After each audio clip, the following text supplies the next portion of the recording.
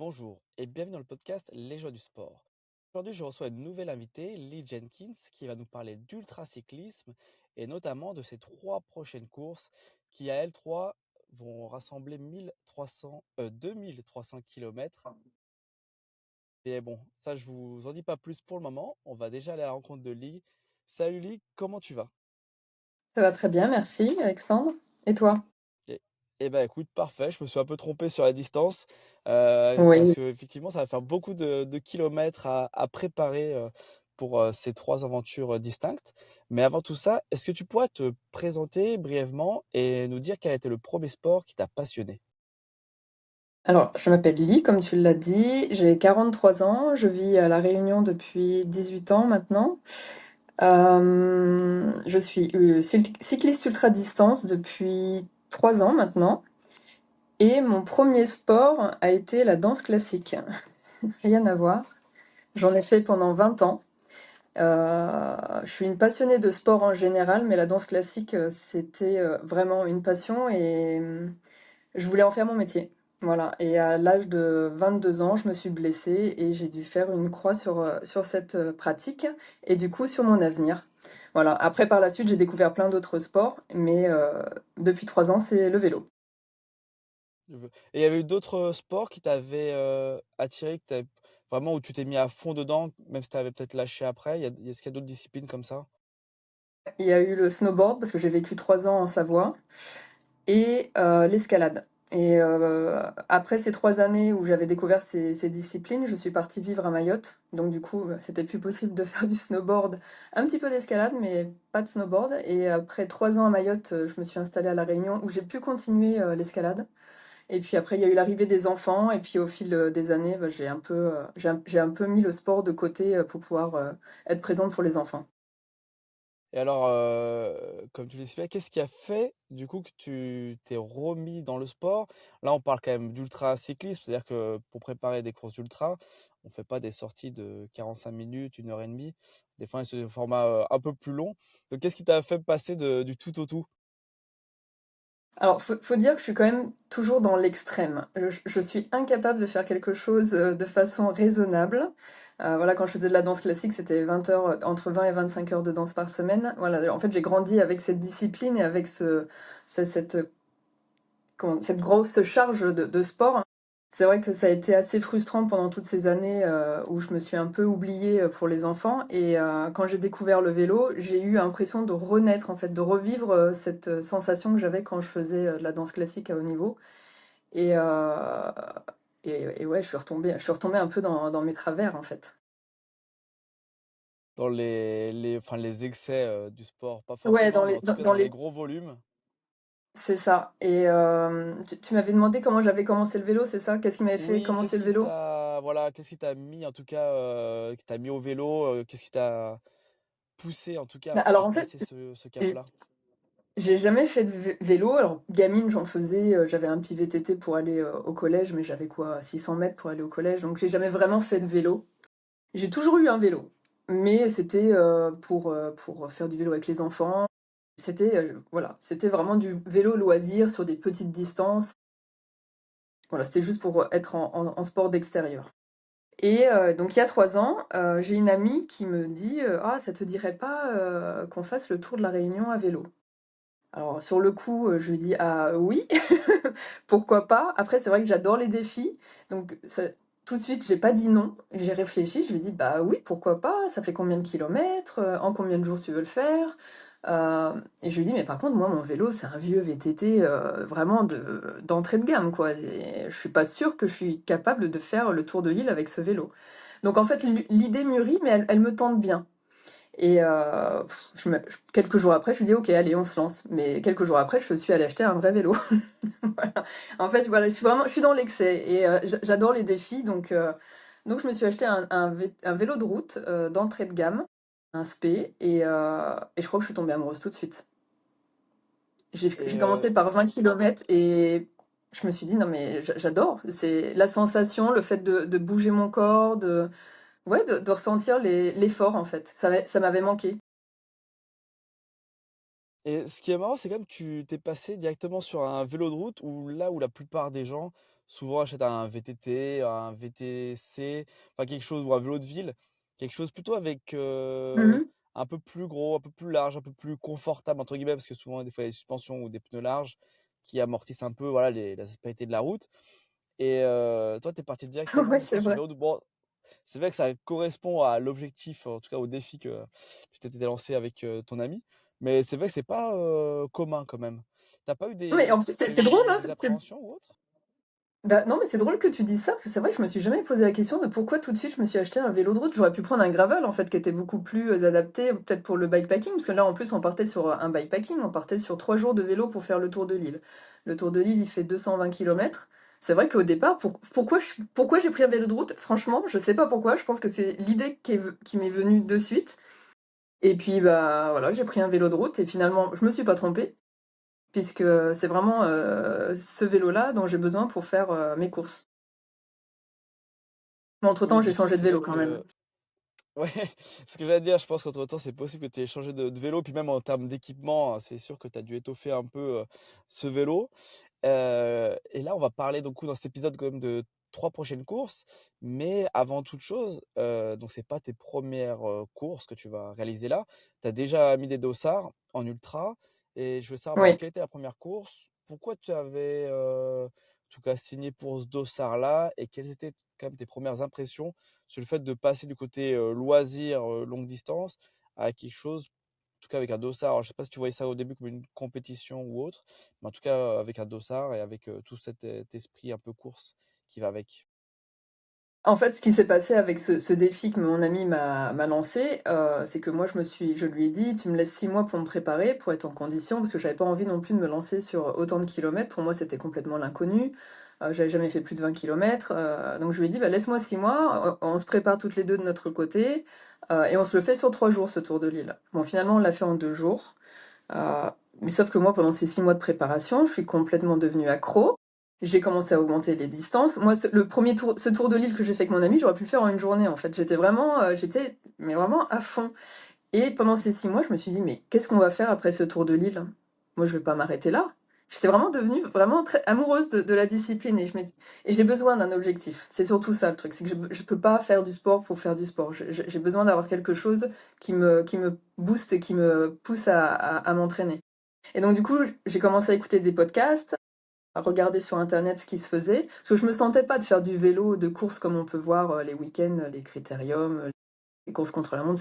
Voilà, j'ai 43 ans, j'avais 43 ans quand j'ai commencé le vélo, je me voyais pas faire de la compétition comme ça, mais j'avais des envies en fait, j'avais envie de me challenger. Et sur un podcast, j'ai entendu ben justement une nana de La Réunion qui avait fait la Race Cross France 2500 km. Et à la fin de l'épisode, je me suis dit, mais c'est exactement ce que je veux faire. Alors peut-être pas du 2500 km, mais la longue distance, je me suis dit, mais pourquoi pas me challenger là-dessus? Et bah, j'ai contacté cette fille qui est à La Réunion. Du coup, on a roulé ensemble, c'est rigolo, et on est devenus amis. Et donc du coup, je me suis dit, bon allez, je me trouve un objectif, et je me suis dit, bah tiens, je vais faire la Race Cross. Alors à la base, j'étais partie pour faire la Race Cross 500, la Race Cross France 500. Et puis, de fil en aiguille, sur les réseaux, j'ai commencé à discuter avec, des nanas, ultracyclistes. J'ai commencé à discuter avec Elsa, je crois que tu as interviewé, Oui, Elsa c'est vrai, Lagarche. j'ai déjà reçu sur le podcast avec Noélie. Voilà. Donc du coup, on a commencé à discuter un peu, sur les réseaux et elle me dit: «Oh mais non, lance-toi sur le 1000, venant de La Réunion, ça te fait beaucoup de déplacements juste pour un 500, allez inscris-toi sur le 1000». Et en fait, je me suis laissée embarquer, par son enthousiasme. Et donc, je me suis inscrite à un 1000 km en ayant commencé le vélo seulement 18 mois auparavant. Donc, en fait, je me suis lancée sur un 1000 km avec seulement 18 mois de vélo. Et je me suis pas lancée non plus comme ça, hein. J'ai pris un coach. Donc, j'ai pris un coach 4-5 mois avant la course. Et quand je lui ai parlé de mes objectifs, il m'a dit: ouh là là, tu sais, un corps de cycliste, ça se construit en 3-4 ans. Là, tu t'embarques quand même sur quelque chose de costaud. Il me dit, je veux bien te préparer, mais je te prépare pour franchir la ligne d'arrivée, peut-être hors temps, mais voilà, te fais pas des plans sur la comète. Donc je lui dis, ok, ok. Bon, il avait raison, hein. Il avait raison parce que je me suis lancée sur cette course. tout arrivé. Je crois que je peux pas faire pire. J'ai eu mes menstruations dès le premier jour. J'ai commencé à avoir mal aux deux genoux, bah, surtout à un genou au bout de 12 heures.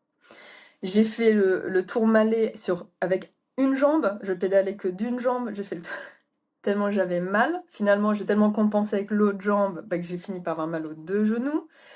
Je me suis strappé les genoux et j'ai attrapé la coqueluche pendant la course. Mais en fait, je l'avais contractée avant, mais je l'ai déclarée pendant la course. Parce que j'étais arrivée une semaine avant en métropole en me disant je vais me reposer, je vais pas travailler parce que je suis infirmière, donc je me suis dit comme ça je serai loin des microbes, je ne vais pas tomber malade. Et en fait, ma nièce avait la coqueluche et on ne le savait pas, et je l'ai voilà déclarée pendant la course. Donc j'ai tenu, deuxième jour j'ai commencé à être malade, à tousser, troisième jour ça s'empire, quatrième et puis j'ai fini par abandonner à 900 km, donc j'étais pas loin non plus de la ligne d'arrivée. Alors c'était pas à 1000 km, c'était à 1126 ou 1150 km, il y avait un peu plus. Donc j'ai abandonné à 900. Puis il m'arrivait des péripéties, c'est arrivé en haut du Mont Ventoux, on nous a demandé de redescendre parce qu'il y avait trop de vent, il y avait des rafales de 150, j'avais été éjectée du vélo. Donc on était deux participants à être redescendus, on a redescendu du Mont Ventoux pour remonter. Donc on était monté par Malocène, on a dû redescendre pour remonter par Bédouin. Ça m'a achevé. Et à partir de là, quand je suis allée à la base de vie à Sault, j'ai dit stop, j'arrête. Je peux plus, je sens que je mets ma santé en danger avec la coqueluche. Après, ça, c'est peut-être aussi le bon côté d'être infirmière, c'est que je j'avais pas envie de prendre de risques et je savais quels pouvaient être les risques si j'allais plus loin en fait. Voilà, là, je me suis rappelé, je suis maman, j'ai deux enfants, c'est bien ce que je suis en train de faire, c'est un beau challenge, mais je vais pas mettre ma vie en danger, quoi. Bon, déjà, faire, même si t'es pas allé au bout de cette épreuve, déjà réaliser les 900 kilomètres avec 2 fois le Ventoux, Mm. des douleurs et tout, Le c'est-à-dire que tour même manège. mentalement, tu étais quand même, préparé, quoi, surtout. Et, Parce que et c'est ben vrai c'est là que que je me tu aurais suis pu rendu arrêter compte, déjà, bien avant. c'est ça, et c'est là que je me suis rendu compte que finalement j'avais du mental et que c'était peut-être mon atout. Parce que c'est vrai que Voilà. ça te fait quand même une sacrée performance. Mais ce qui est marrant, c'est que quand même sur si je dis pas de bêtises, mais Race Cross France, il y a quand même un plus petit format qui est en dessous de 500, je crois, c'est 300 kilomètres. Mhm. Pas Ouais, mal de gens commencent l'ultra par là. Donc déjà 500 kilomètres, ça fait déjà un bon format. De là à partir ouais. sur le 1000, bon après c'est sûr, ça rentabilise le voyage, le Mhm. trajet, mais ça faisait déjà Mhm. sacrément costaud. Bon après c'est que là, tu as manqué un peu de chance. Par contre, la douleur au genou, elle est venue de quoi? D'une mauvaise position sur le vélo ou c'était l'effort juste répété qui a Non, causé pas la ça? position du vélo. Non, je pense pas que ce soit la position du vélo parce que j'avais fait une étude posturale. Mais je pense que. Alors, j'avais pas fait d'entraînement avec le vélo chargé, donc ça change vraiment la donne, hein. Quand t'as ton vélo chargé, c'est pas du tout le même effort, tu sollicites beaucoup plus au niveau en force. Et en plus, le parcours donc, de 1000 km il y a 2 ans, c'était départ de Anglette, donc on faisait l'arrière Pays Basque, les Pyrénées. Et là, franchement, dans les premiers 50 km, il y avait des pentes à 18%. J'avais jamais roulé sur des pentes de 18%, et encore moins avec un vélo chargé. Donc en fait, ça a été une sursollicitation directe, en plus avec la nuit, parce qu'on commence avec c'est un départ de nuit, donc déjà tu pars fatigué, il y a le froid. En fait, moi je vis à La Réunion, il fait très chaud, donc là j'ai été confrontée au froid, bah, voilà, le stress, la fatigue, la charge qui n'était pas habituelle, et ouais, direct les genoux ont pris. Mais beaucoup, hein, parce que j'ai beaucoup échangé avec les participants, et beaucoup ont très mal dès le départ en fait. Alors je sais pas Mais il me pourquoi, est-ce semble que... que, si je dis pas de bêtises, en fait, c'est sur la même édition où j'ai eu Elsa et Noélie pour le 2500 kilomètres. Ouais. Il me semble que c'est sur ce même format-là. Et il me semble que Elsa avait eu des Elle a douleurs eu mal. à un genou également, Mm. Elle a eu mal si je jusqu'à dis rien Anglette, comme ça. elle. Mm. Et après, c'est passé, je crois. Donc c'est ce il me semblait. Mais effectivement, ouais, donc déjà, ça faisait quand même une sacrée expérience pour un premier. Et à la fin, tu t'es dit quoi? Tu te dis, bon, c'est bon, je reste, je fais le tour de la Réunion, ça ira très bien comme ça. Ou tout de suite après, tu te dis, bon, peut-être recommencer sur un format plus petit ou retenter sa chance sur un 1000. C'était quoi l'état d'esprit quand tu as bon, abandonné après l'abandon ou une semaine après? Et ben, tu vois, alors déjà, ce qui a été très... Alors, pour m'inscrire rappeler, pour m'inscrire pour cette course, il fallait que je valide un 500 km. Donc la race cross était au mois de juin. Au mois de septembre, donc bien avant, hein, ça faisait même pas du coup 9 mois que je faisais du vélo, j'ai fait 500 km. J'ai fait 2 fois le tour de la Réunion et un peu plus. Ça m'avait, alors c'était horrible, mais je voulais tellement m'inscrire que je l'ai fait. Et donc du coup, je me suis dit: «Bon, bah, si je suis capable de faire 500, bah, je suis capable de faire 1000». Mais c'est sûr que, voilà, physiquement, j'étais quand même pas prête, hein. Donc voilà, donc après la course, non, je me suis au contraire. Alors après la course, beaucoup m'ont dit: «Ah bah, tu as perdu». Mais en fait, à aucun moment, j'ai ressenti une défaite, en fait. Pour moi, c'était une victoire. Qu'après 18 mois, j'ai réussi à faire 900 kilomètres, que j'ai réussi à dépasser bah, la douleur, le fait d'être malade et de pouvoir continuer en fait. Bon, après, j'avais des personnes derrière moi qui me motivaient, hein. J'avais une personne ressource, ma kiné, qui était derrière moi et qui était à l'écoute et qui me reboostait. Mais quand j'ai fini cette course, j'étais triste d'avoir abandonné, mais contente parce que pour moi, j'avais gagné énormément en fait. J'avais appris sur moi. Je m'étais rendu compte que j'étais capable, que j'avais le mental pour, que j'avais aimé malgré tout ça, hein. C'était d'avoir vu des beaux paysages, d'avoir rencontré la communauté d'ultracyclisme. Non, pour moi, c'était génial. Donc, quand j'ai terminé, je me suis dit, bah non, l'année prochaine, je me relance et je me réinscris et je franchis la ligne d'arrivée. Et Ouais. là, tu dis, je fais ça pour l'année prochaine. Dans les faits, c'est ce que tu as fait ou pas après? Et bah oui, je me suis Tu t'es réinscrit pour remis, l'année ouais, d'après. tu t'es réinscrit et ça s'est passé comment Ouais. alors? Ah bah alors là, les doigts dans le nez. Ça a été, je me suis très bien préparée avec mon coach. Du coup, bah là, j'avais une année de plus dans les jambes, donc un physique qui se construit. Et là, mon coach, il a été obligé. Et mon coach, donc mon coach vélo et ma prépa, donc ma kiné, qui est également ma préparatrice physique, ont été obligés un peu de me freiner parce que j'étais tellement bien que je voulais pas m'arrêter en fait. Donc le premier jour, moi je voulais aller jusqu'à 400 km et à 350, 360 km, ils m'ont dit allez stop, tu vas dormir maintenant. Moi j'étais partie pour faire une perf et eux ils m'ont dit non. Cette année, le but c'est que tu la franchisses cette ligne d'arrivée. Il n'y a pas de podium, il n'y a pas de perf, il n'y a pas de machin. Donc ils ont été obligés de me canaliser un peu. Sur le coup, je hurlais sur mon vélo en me disant mais pourquoi ils veulent pas que j'avance? Et je les remercie aujourd'hui parce que grâce à eux, en fait, ça m'a permis de vivre une course extraordinaire. Je n'ai absolument subi à aucun moment. Alors j'ai eu une petite douleur au genou pendant 12 heures, mais qui a fini par passer. Et j'ai kiffé tout en fait. Alors j'ai roulé la course, donc elle faisait 1000 kilomètres et 17 500, je crois, de dénivelé positif.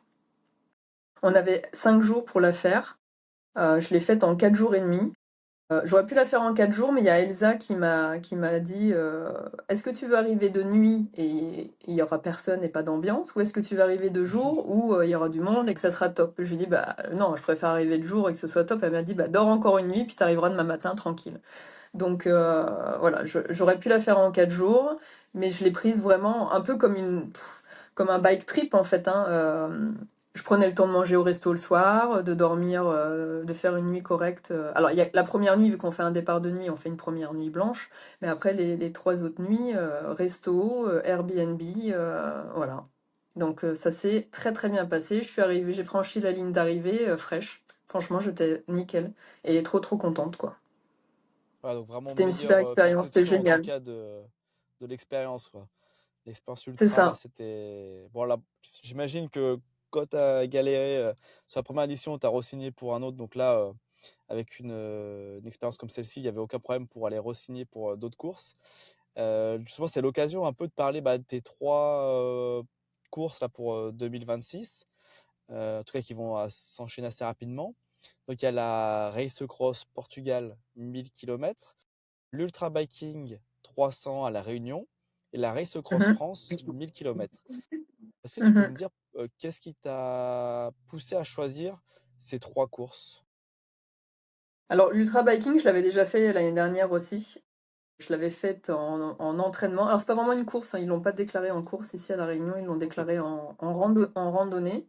Donc, il y a une 300 km, mais il y a pas mal de dénivelé, hein, 335 km et 6005 de D+.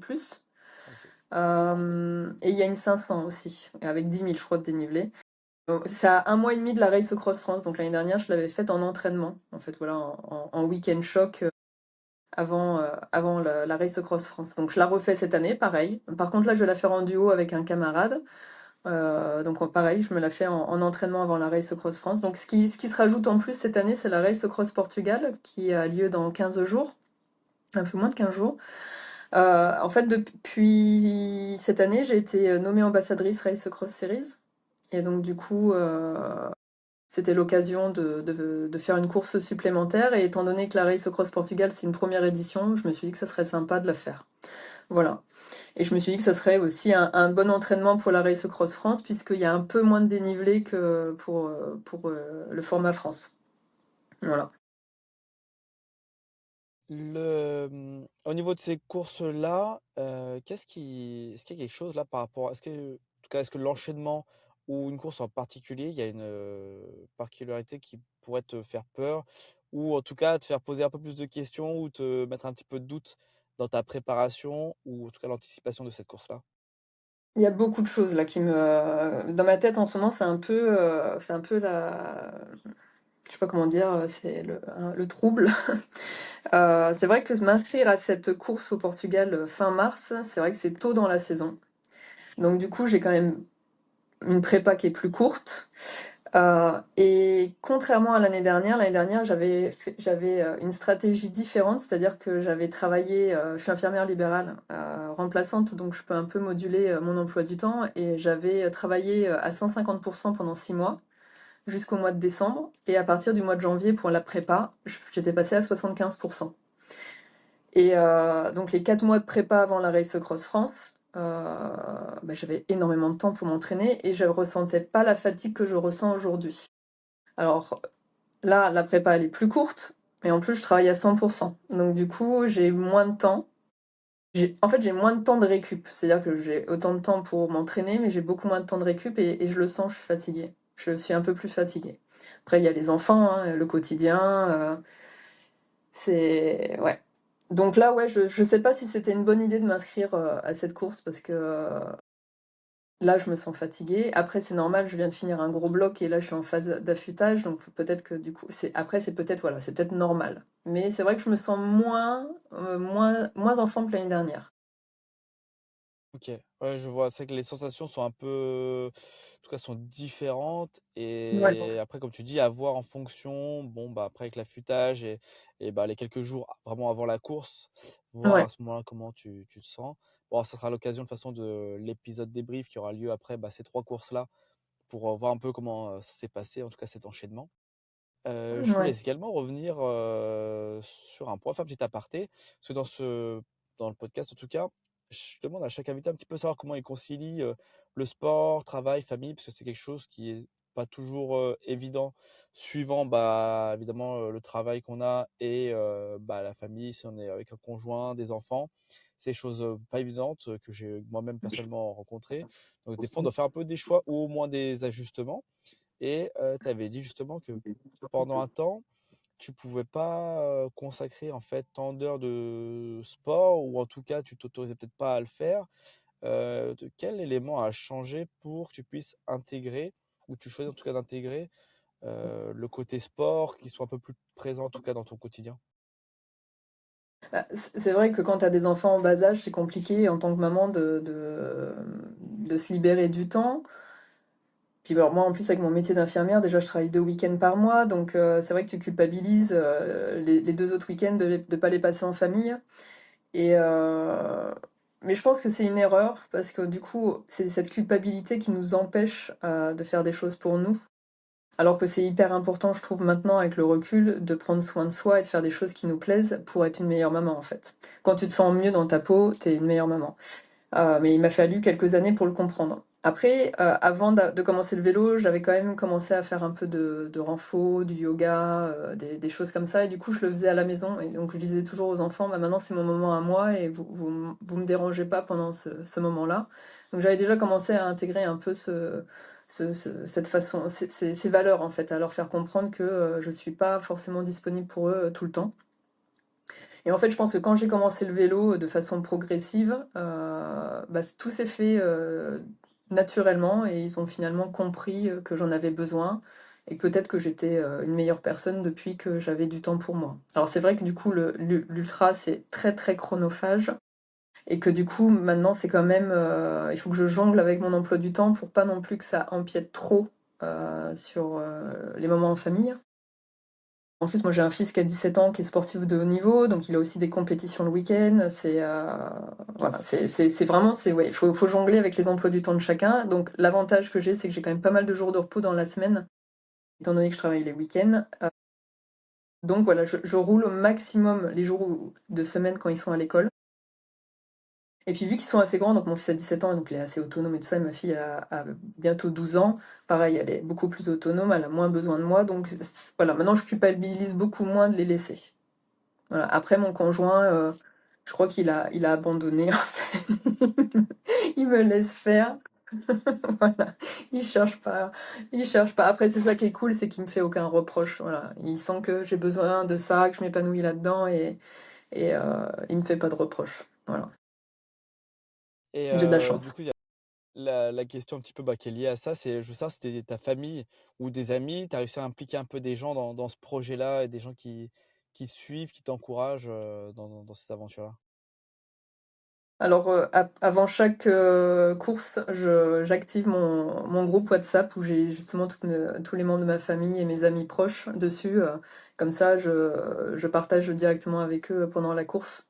Bah, les 2 semaines avant la course et pendant la course, et comme ça, ils peuvent m'envoyer des messages d'encouragement s'ils le souhaitent. Et voilà. Après, j'ai ma maman, ma sœur et mon papa qui sont derrière moi. Et puis mes amis très proches. Mais après, par rapport à ma famille, je pense que vu que on est tous sportifs, on a chacun notre discipline qui est totalement différente. C'est une norme à la maison. Voilà, c'est une norme qu'on fasse chacun notre sport. On n'est pas, je sais pas comment te dire. On n'en parle pas en fait. On vit notre truc, mais c'est pas, ça empiète pas. En fait, nos passions n'empiètent pas dans notre vie en fait. Je sais qu'ils sont là pour moi, mais ils sont pas plus investis que ça parce qu'on est, je sais pas comment t'expliquer, c'est quand vraiment on est une famille de sportifs. Notre fils, on est là pour lui pour ses compétitions, mais on y va maintenant qu'il est plus grand, on n'y va pas forcément tout le temps. C'est voilà, ça fait partie de notre habitude, de notre quotidien en Oui, c'est fait. C'est comme par exemple dans le mon sens travail, j'en parle où pas.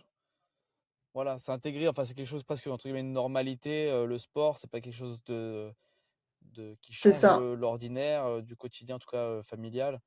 Donc c'est vrai que en exactement. soi, il y a pas besoin pas besoin d'en faire des caisses. Je vois un peu, en tout Voilà. cas, l'idée, ouais, Oui, voilà, c'est comme notre clairement. travail. Moi, je parle pas forcément de mon travail à la maison. Mon mari non plus, il me parle pas de son travail. Bah, on en parle, mais sur des petits moments, c'est pas quelque chose qui prend toute la place. Parce que si notre sport, par exemple, mon fils qui fait aussi 20 heures de natation par semaine, voilà, ça peut pas.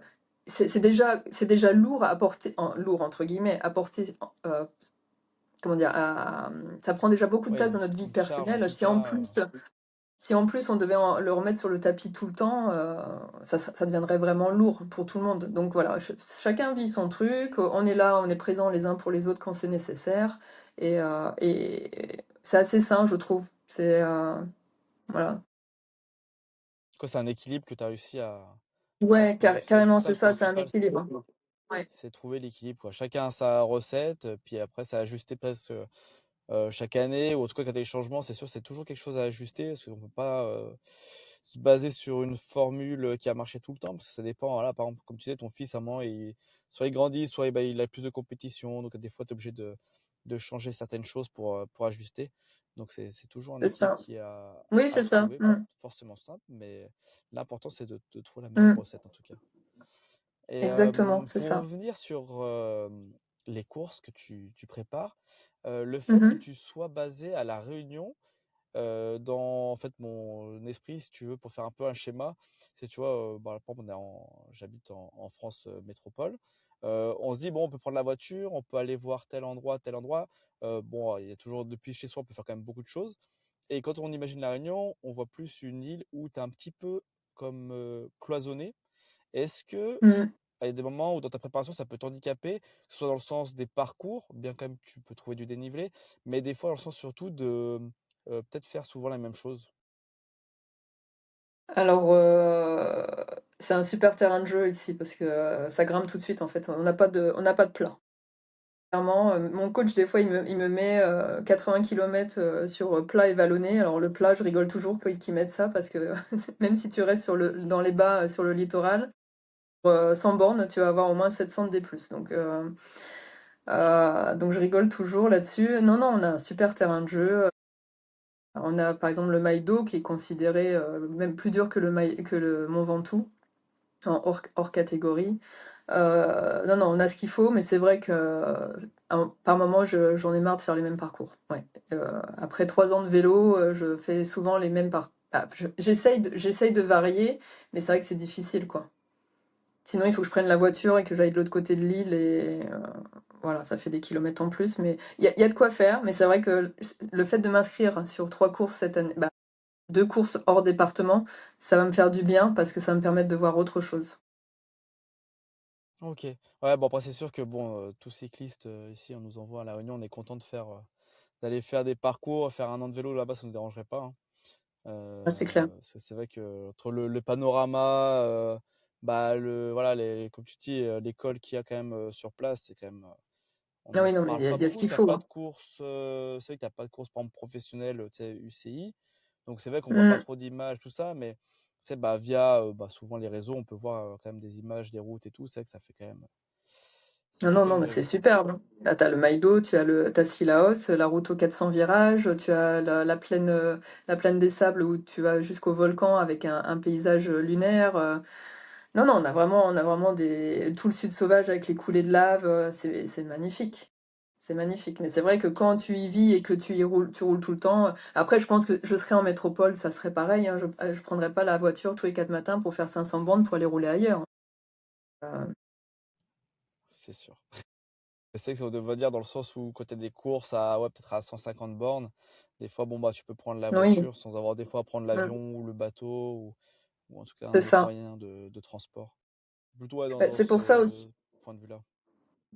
Oui, puis c'est pour ça aussi que quand je me suis réinscrit, parce que là, par exemple, pour le Portugal, des fois, je me dis pourquoi je me suis pas inscrit sur le 500, ça aurait été plus logique en fait. Mais je me dis rentrer pour faire que un 500, tout ça, il y a quand même 11 heures de vol, le déplacement et tout, voilà, j'ai envie d'optimiser le truc, quoi. Mmh. Oui, ça se comprend. Ça se comprend parfaitement et niveau de ta préparation, que ce soit au niveau même du tracé, des équipements, du matériel que tu mets sur ton vélo lui-même, qu'est-ce qui a évolué par rapport au début de ta pratique jusqu'à aujourd'hui?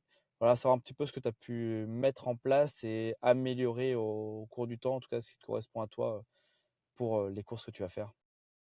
Ouais, alors je pense que sur la première édition, j'étais trop lourde.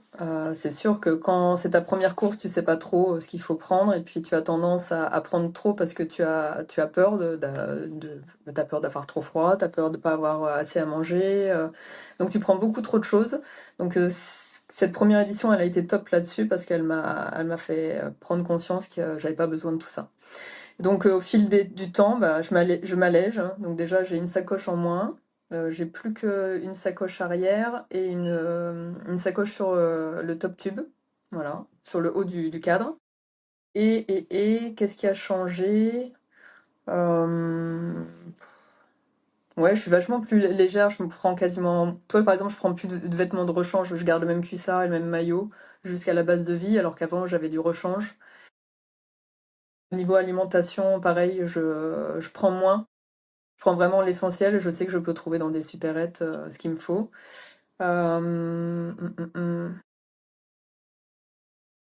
Et tu me disais préparation de traces. Alors ça, c'est un peu, Oui. pour moi, c'est un peu, je suis un peu nulle là-dessus, je pense. La première année, j'ai rien étudié. En fait, je me suis laissée guider par la trace et j'avais rien regardé, auparavant. J'avais commencé à regarder, les points d'eau et tout, et quand je me suis rendu compte qu'il y en avait partout, j'ai dit: «Oh, laisse tomber, ça sert à rien que tu les notes tous, tu finiras bien par trouver de l'eau», et ce qui a été le cas.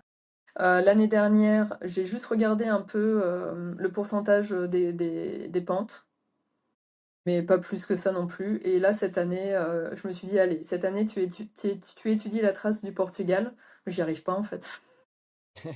J'y C'est pas ton arrive truc. pas parce que bah non, parce que je me dis de toute manière, qu'est-ce que ça va changer en soi? Rien. C'est je vois pas ce que ça pourrait changer. Alors le seul petit truc, c'est qu'au Portugal, là, je suis encore en phase, de réflexion parce que c'est 3 boucles. Une boucle de 500, une de 200 et une de 300. Et moi, j'ai un lo et donc du coup, la base de vie, point de départ et point d'arrivée est au même endroit. Donc j'ai pris un logement, du jour où j'arrive au Portugal jusqu'au jour où je pars. Et donc je me dis: «J'ai ce logement. Alors est-ce que je fais cette première Mmh. boucle de 500 kilomètres, d'une traite? Parce que je sais que j'ai un logement qui m'attend. Le truc, c'est que, est-ce que j'en suis capable?» Donc là, je suis en train de me poser la question, est-ce que je loue pas un truc, à peut-être 350-400 kilomètres au cas où et quitte à payer pour rien? Voilà la seule question que je me pose en ce moment, vraiment par rapport au tracé. Mais sinon, pareil pour les points d'eau, j'ai regardé un peu, il y a ce qu'il faut. Après, je me dis que c'est dommage. Je vois, par exemple, j'ai une concurrente, là, elle est déjà arrivée sur le Portugal. Elle est déjà en train de faire des reconnaissances du tracé. Je me dis, bah, il y a plus de fun en fait. Bon, je pense qu'elle joue le podium. C'est sûr, je comprends, hein, parce qu'on a beaucoup d'attentes sur elle. Elle a déjà été vainqueur de la Race Across Spain sur le 300 km et elle était première au général. Donc il y a beaucoup d'attentes sur elle, hein. Je pense qu'elle a beaucoup de pression aussi par rapport aux sponsors. Donc je pense que voilà, puis elle a toujours fonctionné comme ça. Euh, Même si je recherche j'aimerais bien faire une petite perf quand même cette année. Je sais pas si je suis capable de faire un podium, mais voilà, c'est dans un petit coin de ma tête quand même. Mais je me dire de voir le tracé avant et tout ça, je me dis que c'est perdre un peu aussi l'esprit aventure de Voyage, ouais. l'ultra. Ouais, voilà. Donc, non, étudier la trace, non, je pense que ça m'intéresse pas au final. Toi, j'essaye, mais j'y arrive pas et je pense que ouais, j'ai pas envie. En fait, j'ai envie de garder un peu cet inconnu et la surprise, quoi. OK. Non, mais c'est vrai parce que des fois, au niveau des tracés, il y en a qui aiment bien regarder un petit peu, bah, comme tu dis, les pourcentages, voir les montées, calculer un peu les temps estimer des temps de passage pour voir un peu où dormir, savoir si tel endroit au niveau de l'enchaînement de col, est-ce que ce serait intéressant de faire une pause. Donc c'est vrai que c'est marrant de constater qu'il y a toujours bah, différentes façons de faire, que ce soit bon, bah, dans la technique, mais même dans l'état Mm. d'esprit. Mm. Et ça se comprend parfaitement, voilà, le fait en faisant comme ça, c'est vrai que tu te rapproches plus, ouais, du voyage à vélo que, bah, comme, tu disais si bien la concurrente, qui sont là, qui vont faire, vraiment une reconnaissance pour un peu, voir, les difficultés du parcours, voir comment peuvent se passer des Mm. enchaînements. Et c'est vrai que bon, Ouais, bah, ça enlève, ouais, toute la découverte, ça c'est sûr, parce que bon, on a déjà fait les routes, souvent, de journée en plus. Heu, mais après, c'est sûr que ça améliore le côté, bon, bah, performance. Donc c'est vrai que c'est toujours un curseur à choisir entre, bah, aller plus vers la perf ou plus vers le plaisir, de l'aventure.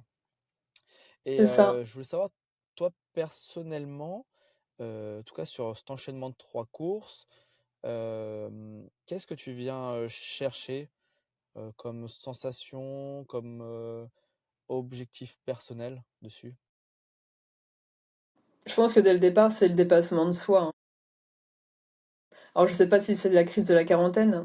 Je pense pas l'avoir faite, mais cette sensation de se dire, ouais, je suis pas finie, en fait, je suis encore capable de faire des choses. Bon, maintenant, j'ai 45 ans, mais je vais sur mes 46 à la fin de l'année et de me dire, bah ouais, en fait, je suis encore capable. Parce que dans ma tête, j'ai pas du tout l'impression d'avoir 45 ans. J'ai encore cette fougue de quand j'étais jeune par rapport à la danse classique, à vouloir toujours m'améliorer, être plus forte, me perfectionner. Et je suis contente parce que je me rends compte que bah voilà, c'est toujours là en fait. Et que cette pensée-là, elle vieillit pas. Et que finalement, il y a pas d'âge pour se lancer, même dans une nouvelle discipline, puisque j'en suis un peu la preuve, quoi, hein. Donc, je recherche ça, le dépassement de soi et puis le fait de me sentir vivante. Faire quelque chose pour moi, rien que pour moi, en fait. Par rapport à ces 3 courses, tu as déjà brièvement un petit peu parlé, en tout cas pour le Race Across Portugal. C'est que bon, l'ultra biking 300, c'est pas, considéré comme une course, mais en tout cas, c'est quoi ton objectif en termes, de performance sur la course? Est-ce que c'est vraiment d'aller chercher une place ou de finir, par exemple la Race Cross France, peut-être qui est plus compliqué que la Race Cross Portugal, où tu as à chaque fois pour chaque course vraiment un objectif de temps, de place, quelque chose de plus en lien avec l'esprit de compétition ou, tu restes vraiment sur, l'aventure, avant tout? Ben, alors déjà, il y a une chose qui à noter, c'est que les règles ont changé. On n'a plus 5 jours comme auparavant, donc 120 heures, on a 96 heures maintenant pour faire les 1000 kilomètres. Donc déjà, d'une, Ah ouais. quoi qu'il arrive, euh, moi je l'avais fait en 4 jours et demi l'année dernière, bon, enfin, les doigts dans le nez, hein, donc à me prendre voilà, comme si j'étais en vacances, donc je sais que je suis capable de le faire en moins de 4 jours, mais voilà, le Race Across France, c'est quand même plus dur parce qu'il y a plus de dénivelé, hein. Il y a 16 500 ou 17 000 mètres de dénivelé positif. Là, le Portugal, il y a 12 500. Il y a un peu moins. Mon objectif, je te dis, j'ai envie d'essayer de performer en fait. J'ai envie d'essayer. Mais après, le truc, c'est que je suis encore assez novice dans cette discipline, surtout dans le fait de gérer son effort. Parce que mon problème, c'est que j'ai tendance à partir vite et après, bah, du coup, tu te fatigues. Je vois ça sur mes entraînements, parce que sur la Race Cross France l'année dernière, j'ai quand même bien géré mon effort sur la durée. Mais là, je vois sur mes entraînements, des fois, mon coach, il me dit, allez, fais un 180 km avec, je sais pas, 2005 de D+, allure ultra. Mais en fait, je le fais pas en allure ultra. J'ai fait un 300 km il y a 2 semaines. Euh, J'étais explosée à la fin des 300 km parce que j'y suis allée à balle, quoi. Et ça, c'est mon problème. Et en fait, le truc, c'est que j'aimerais bien essayer de performer, mais je sais qu'il faut vraiment que j'arrive à gérer mon effort parce que si je pars trop vite, bah, c'est mort, je vais exploser, quoi. Donc, pour moi, c'est assez. C'est un peu. C'est de l'inconnu parce que jusqu'à présent, c'était juste franchir la ligne d'arrivée. Là, j'aimerais bien essayer de performer un peu, mais en ne sachant pas exactement comment gérer mon effort, tout en essayant de performer. C'est assez compliqué à, à visualiser tout ça et à savoir comment faire le jour J, en fait. Mmh. Ouais, Donc je oui, vois. j'aimerais bien performer. Je sais que sur la Race Cross France, ça va être compliqué puisque Elsa est sur le 1000 également, donc elle, c'est une machine. Donc forcément, déjà, elle sera sûrement sur le podium et voilà. Et ouais, ouais, non, mais j'aimerais bien, voilà, j'aimerais bien essayer de faire partie ouais, dans le top 5, ça serait top. Ouais, j'aimerais bien. OK, comme ça, au moins, ça permettra de voir un petit peu, bah, comment ça s'est passé. Puis c'est bien d'avoir aussi de savoir un petit peu dans quel état d'esprit, bah, tu abordes, la course. Parce que des fois, c'est vrai que quand comme tu as fait les premières fois, quand tu vas plus en mode, bah, voilà, aventure, on prend un peu plus le temps, on limite au maximum les risques, bah, d'abandon, même si ça reste quand même compliqué, il y a toujours des aléas Mhm. en ultra. Quand on part Ouais, sur un esprit un peu plus, voilà, de top 5, de podium ou autre, c'est vrai qu'on doit amener une petite part de risque supplémentaire pour arriver à cette performance-là, qui peut faire c'est que, ça. bah, soit on va mieux performer, autant ça peut amener aussi, voilà, à l'abandon. Donc c'est intéressant de voir un peu, voilà, l'état d'esprit en tout cas dans lequel, tu abordais, bah, surtout, ces 2 courses, mais notamment, bah, le la Race Cross Portugal. Et donc tout ça, ce sera l'opportunité d'en savoir plus, bah, sur la partie, Mhm. débrief, après ces 3 courses. Bien que, ce sera l'occasion de faire quand même des petits posts. Je mettrai quand même des petites actualités évidemment sur Mhm. le compte Instagram pour, bah, partager, les courses, en tout cas ce que tu as réalisé sur les 3 courses. Comme ça donnera Mhm. toujours une petite actualité pour savoir où tu en es et puis ce que tu as fait et avoir Mhm. un peu le fil de tes aventures. Mhm. Et je voulais savoir également où est-ce qu'on peut te retrouver sur, Instagram, en tout cas à quel nom? Et si également, tu as des partenaires ou des personnes avec qui tu veux remercier, c'est l'occasion, c'est peut-être Ah, ça, l'instant, c'est génial. promotion. Ça, en plus, je voulais te le demander, ça. Alors déjà, ma Ah mais il page y a Insta, pas besoin c'est de qui? demander, c'est c'est compris dans le podcast, c'est bon. Ah bah, c'est chouette. Alors, ma page Insta, c'est Clip and Ride Birdie. Et mes partenaires, alors j'ai trouvé des super partenaires cette année parce que c'est des entreprises locales avec qui j'ai beaucoup d'affinités, donc c'est vraiment chouette. Donc il y a Triathlon Store Bicycle, c'est un magasin de triathlon. Et en fait, Bruno m'avait déjà sponsorisé la toute première année en m'offrant mon étude posturale. Donc là, cette année, lui, il s'occupe de mon vélo, donc de l'entretien de mon vélo pour la saison 2026. Ensuite, il y a le magasin 03000 à Piton-Saint-Leu. C'est un magasin qui a rien à voir avec le vélo. C'est un magasin de montagne, tout ce qui est sport de randonnée, trek, escalade. Mais du coup, lui, il m'a équipé en vêtements chauds, donc doudoune, sous-vêtements techniques, veste. Il m'a acheté un cuissard, il m'a acheté des chaussures de vélo en plus. Donc vraiment top. Merci Claude.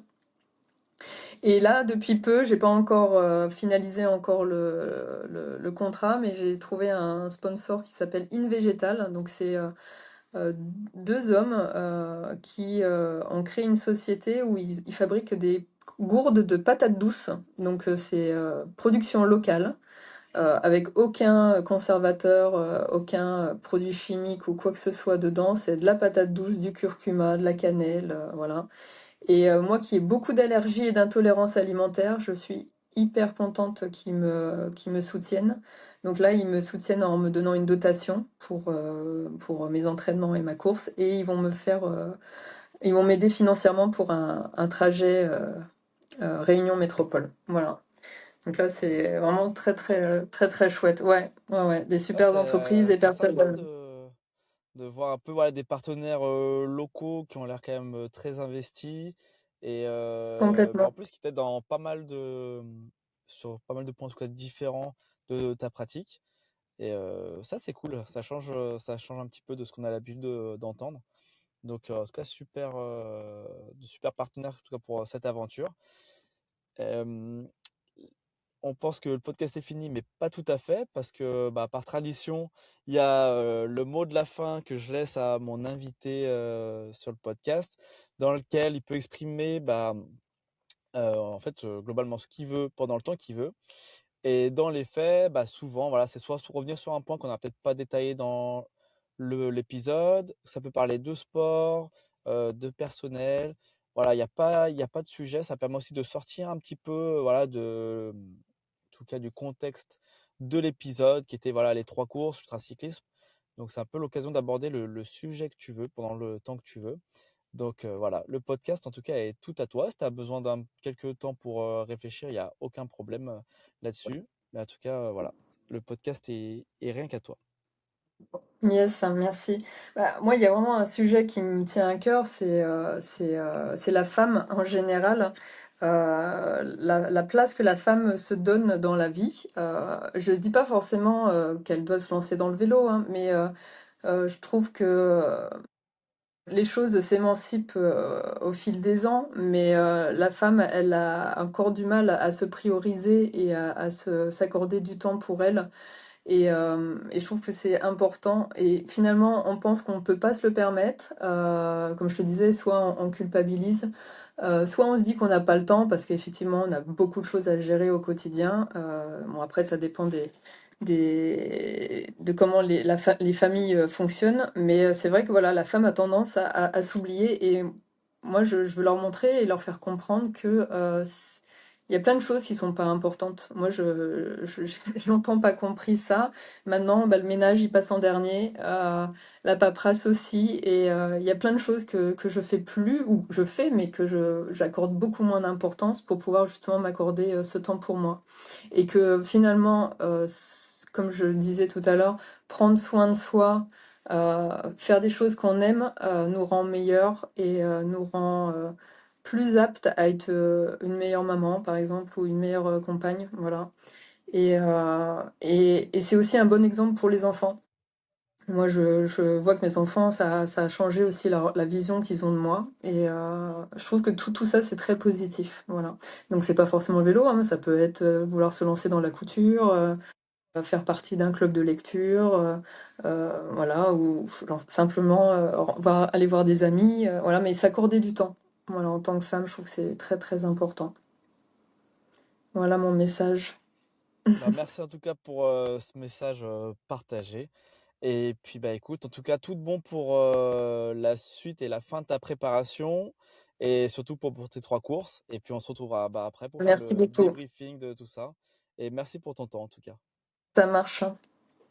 À très bientôt.